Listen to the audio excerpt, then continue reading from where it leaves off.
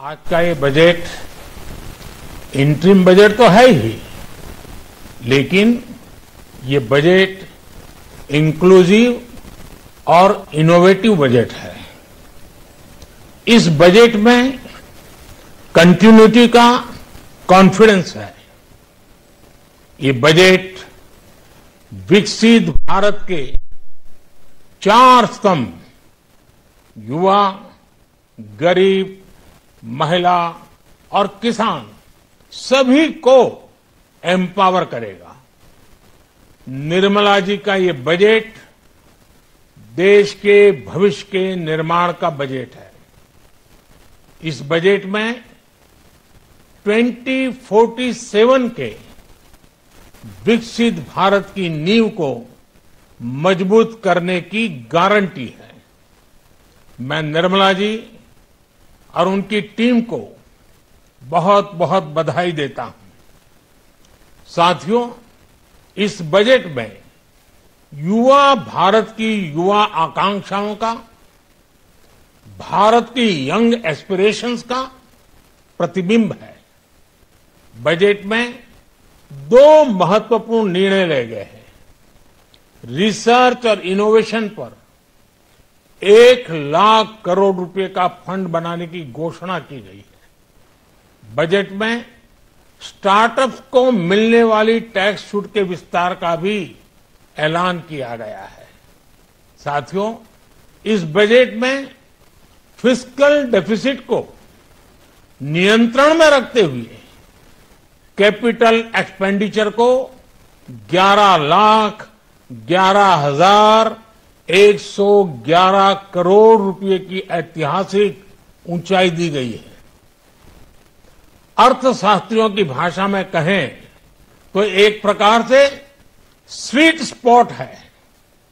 इससे भारत में 21वीं सदी के आधुनिक इंफ्रास्ट्रक्चर के निर्माण के साथ ही युवाओं के लिए अनगिनत रोजगार के नए अवसर तैयार होंगे।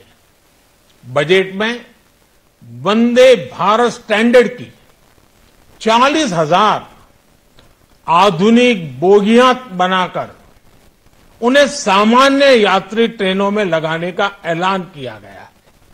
इससे देश के अलग अलग रेल रूट पर करोड़ों यात्रियों में आरामदायक यात्रा का अनुभव बढ़ेगा। साथियों, हम एक बड़ा लक्ष्य तय करते हैं, उसे प्राप्त करते हैं और फिर उससे भी बड़ा लक्ष्य अपने लिए तय करते हैं।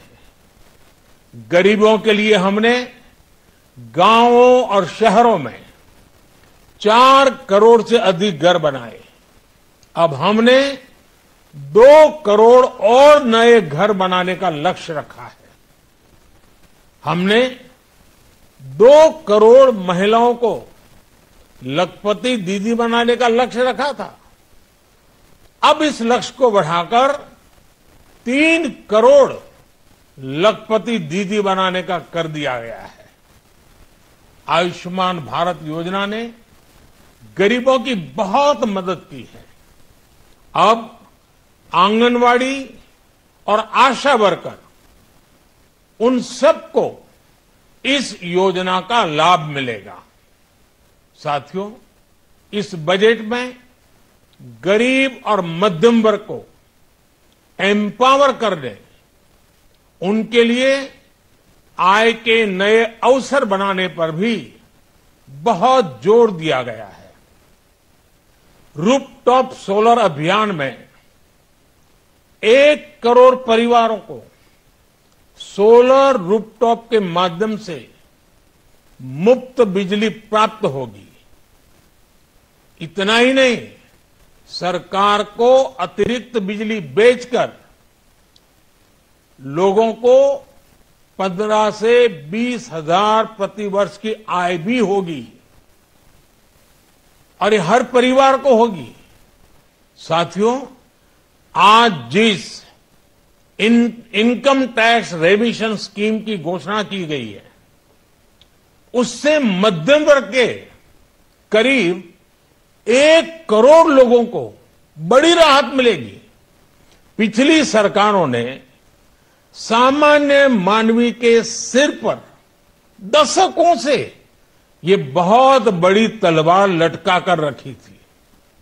आज इस बजट में किसानों के लिए भी बहुत महत्वपूर्ण और बड़े निर्णय लिए गए हैं।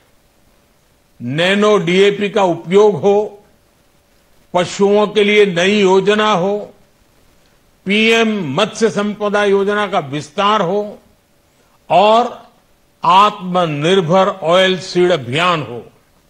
इससे किसानों की आय बढ़ेगी और खर्च कम होगा। मैं एक बार फिर सभी देशवासियों को इस ऐतिहासिक बजट के लिए शुभकामनाएं देता हूं। बहुत बहुत धन्यवाद।